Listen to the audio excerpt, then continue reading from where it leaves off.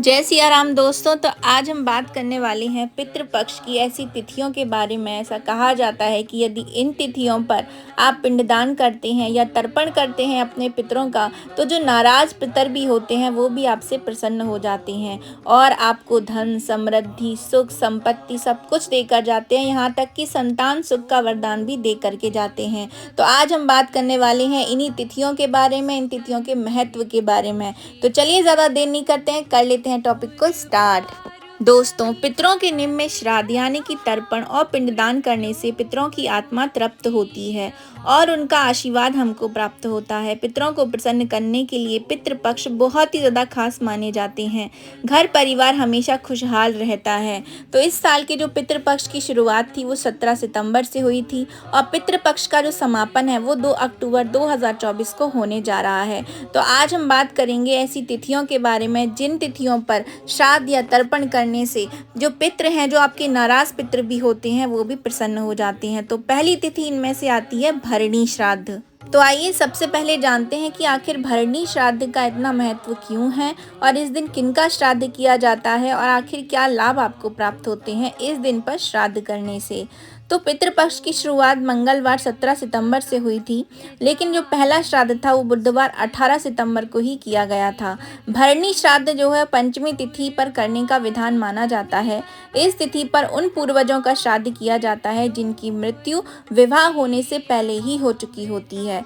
तो इसीलिए वहाँ पे उनको जो है भरणी श्राद्ध के दिन तर्पण या पिंडदान दिया जाता है। इस साल का जो भरणी श्राद्ध है वो 21 सितंबर को किया गया था। आश्विन पितृपक्ष में चतुर्थी अथवा पंचमी को ही भरणी नक्षत्र आता है और कहा जाता है कि लोक लोकांतर की यात्रा, जन्म, मृत्यु व पुनः जन्म की उत्पत्ति का कारकत्व भरणी नक्षत्र के पास होता है। अतः भरणी नक्षत्र के दिन श्राद्ध करने से पितरों को सद्गति मिलती है।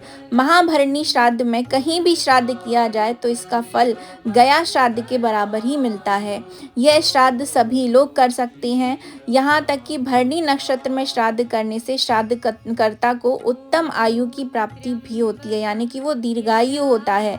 भरणी नक्षत्र में ब्राह्मण को काले तिल एवं गाय का दान करने से सद्गति प्राप्त होती है व कष्ट भी कम होता है। यानी कि जो आपके पूर्वज हैं, यदि उनकी अधोगति हुई है तो उनको वहाँ कष्ट कम भोगना पड़ता है।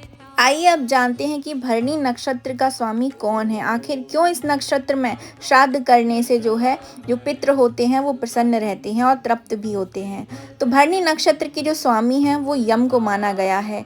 पितरों के पर्व में भरणी श्राद्ध को बहुत खास माना जाता है। अग्नि पुराण और गरुड़ पुराण के मुताबिक इस दिन पितरों के लिए श्राद्ध करने से उन्हें तीर्थ श्राद्ध का फल और सद्गति मिलती है। भरणी नक्षत्र में किए गए श्राद्ध से यम देवता भी प्रसन्न होते हैं। इससे पितरों पर यम की कृपा रहती है। जब किसी विशेष को मतलब कि दोपहर काल के दौरान यदि भरणी नक्षत्र होता है तब इसे भरणी श्राद्ध कहा जाता है, क्योंकि जो श्राद्ध का समय रहता है वो दोपहर के समय ही रहता है। पंचमी के दिन भरणी नक्षत्र रहेगा तब भरणी श्राद्ध का महत्व रहेगा। मृत्यु के प्रथम वर्ष के बाद यानी कि 1 साल के बाद भरणी श्राद्ध अवश्य करना चाहिए। पंचमी तिथि को श्राद्ध करने वाला उत्तम लक्ष्मी की प्राप्ति को प्राप्त करता है। जिनकी मृत्यु अविवाहित स्थिति में हुई होती है उनका पंचमी को श्राद्ध किया जाता है, इसीलिए इसे कुंवारा पंचमी भी कहा जाता है। जो लोग जीवन भर कोई भी तीर्थ यात्रा नहीं कर पाते उनके लिए मातृ गया, पितृ गया, पुष्कर तीर्थ और बद्री केदार आदि तीर्थों पर भरणी श्राद्ध है वो किया जाता है। आइए अब बात करते हैं दूसरी तिथि के बारे में जिसको मघा श्राद्ध के नाम से भी जाना जाता है।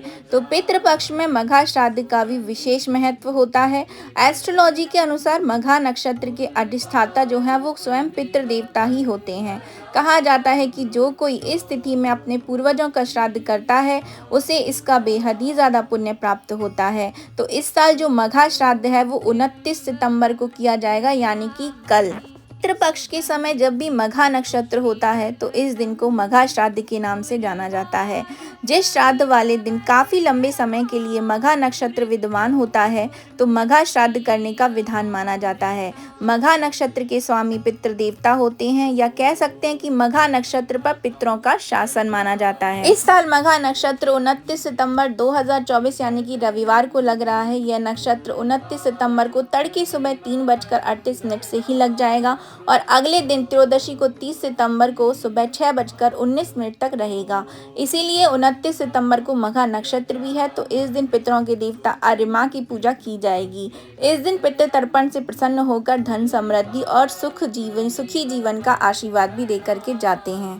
कहा जाता है कि मघा श्राद्ध के दिन तर्पण और श्राद्ध करने से पितृ बहुत प्रसन्न होते हैं। इस दिन तृप्त होने पर पितृ अपनी संतानों को खूब आशीर्वाद भी देते हैं।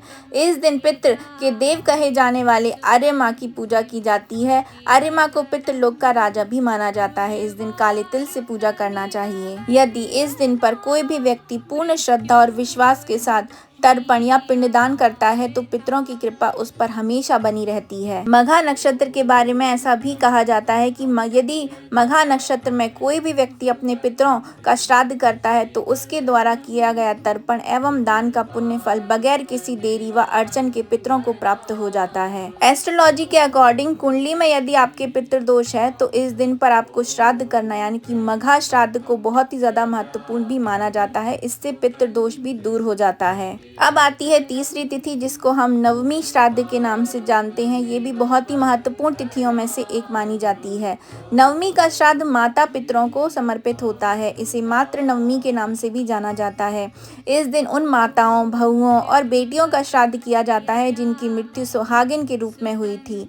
इस साल नवमी का जो श्राद्ध था वो 25 सितंबर को किया गया था। पितृपक्ष में वैसे तो हर तिथि का विशेष महत्व होता है, लेकिन आश्विन मास के कृष्ण पक्ष की नवमी तिथि बहुत ही महत्वपूर्ण मानी जाती है। इस तिथि को मातृ नवमी या मातृ श्राद्ध के नाम से भी जाना जाता है। इस बार मातृ नवमी का श्राद्ध कर्म 26 सितंबर या 25 सितंबर गुरुवार को किया गया था। इस दिन माताओं, महिलाओं, मृत बेटियों का श्राद्ध बहुत ही शुभ माना जाता है। साथ ही इस दिन उन लोगों का श्राद्ध कर्म किया जाता है जिनकी मृत्यु नवमी तिथि को हुई हो। मातृ नवमी के दिन उन माताओं का श्राद्ध भी किया जाता है जिनकी मृत्यु की तिथि मालूम नहीं होती है। साथ ही इस दिन मृत्यु तिथि के अलावा नवमी तिथि का भी माताओं का श्राद्ध किया जा सकता है। इस दिन घर की पुत्र वधुओं को भी व्रत करना चाहिए, क्योंकि इस श्राद्ध तिथि को सौभाग्यवती श्राद्ध भी कहा जाता है। शास्त्रों में बताया गया है कि मातृ नवमी के दिन श्राद्ध करने वाले व्यक्ति को धन, सुख, शांति, ऐश्वर्य और संपत्ति आदि की प्राप्ति होती है और सौभाग्य हमेशा बना रहता है। जो दिवंगत महिलाएं होती हैं उनका श्राद्ध के दौरान पंचबली के लिए भोजन अवश्य निकालना चाहिए। मातृ नवमी का श्राद्ध करने से कुल वंश में वृद्धि होती है और दिवंगत महिलाओं का आशीर्वाद प्राप्त होता है और सभी मनोकामनाओं की पूर्ति भी होती है। नवमी तिथि माता दुर्गा के 9वें स्वरूप सिद्धिदात्री की पूजा अर्चना भी की जाती है। इसीलिए इस तिथि को अक्षय फल देने वाली तिथि भी कहा जाता है। चैत्र मास की नवमी तिथि को भगवान राम का भी जन्म हुआ था। इसीलिए नवमी तिथि को दिवंगत माताओं, बहनों व बेटियों का श्राद्ध किया जाता है। मातृ नवमी के दिन पीपल के पेड़ के पास दीपक जलाकर पितरों की आत्मा की शांति के लिए प्रार्थना भी की जानी चाहिए। नवमी तिथि इस बात का खास ध्यान रखें कि इस दिन लौकी की सब्जी ना खाएं, ना खिलाएं। इस दिन महिला पितरों को याद करते हुए उनके नाम का दान अवश्य करें। मातृ नवमी के दिन तुलसी पूजन अवश्य करना चाहिए और ध्यान रखना चाहिए कि पितरों से जुड़े हुए जो भी कार्य आप कर रहे हैं उनमें तांबे के बर्तनों का ही प्रयोग करें। इस दिन किसी महिला का अपमान करना करें और इसको आदत बना लें तो आपको ज्यादा शुभ फलों की प्राप्ति होती है। साथ ही साथ इस दिन गरीब व जरूरतमंद सुहागिन महिलाओं को सुहाग का सामान जैसे कि लाल साड़ी, चूड़ियां, सिंदूर आदि चीजों का दान करना चाहिए और घर पर आए किसी भी व्यक्ति को खाली हाथ नहीं भेजना चाहिए। मातृ नवमी के दिन पर श्राद्ध करने से मातृ ऋण से भी मुक्ति पाई जा सकती है। शास्त्रों के अनुसार जो लोग मातृ नवमी के दिन श्राद्ध करते हैं उन्हें धन, संपत्ति, समृद्धि मिलती है और उनका सौभाग्य सदा सदा के लिए बना रहता है। मातृ नवमी श्राद्ध के दिन घर की बहुओं को व्रत रखना चाहिए। इस श्राद्ध को सौभाग्यवती श्राद्ध भी कहा जाता है। इसीलिए ही इस दिन गरीबों या ब्राह्मणों को भोजन कराने से सभी मातृ शक्तियों का आपको आशीर्वाद प्राप्त होता है। और जो भी श्राद्ध करता नवमी तिथि के दिन श्राद्ध कर रहा हो उसको इस दिन भगवद गीता के 9वें अध्याय का पाठ भी करना चाहिए। महिला पितरों का श्राद्ध कर्म दोपहर के 12 बजे के आसपास ही करना चाहिए। अब जो अंतिम तिथि आती है जो बहुत ही महत्वपूर्ण होती है उसे कहते हैं सर्व पितृ अमावस्या श्राद्ध।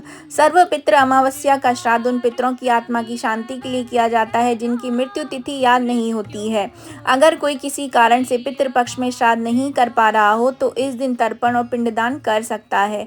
इस तिथि पर पूर्वजों का श्राद्ध करने से उनकी आत्मा तृप्त हो जाती है। इस साल पितृ अमावस्या श्राद्ध जो है 2 अक्टूबर 2024 को किया जाएगा। सर्व पवित्र अमावस्या पर मैं अपने यूट्यूब चैनल पर वीडियो अपलोड कर दूंगी, तो आप मेरे यूट्यूब चैनल को सब्सक्राइब और लाइक ज़रूर से करते रहिए।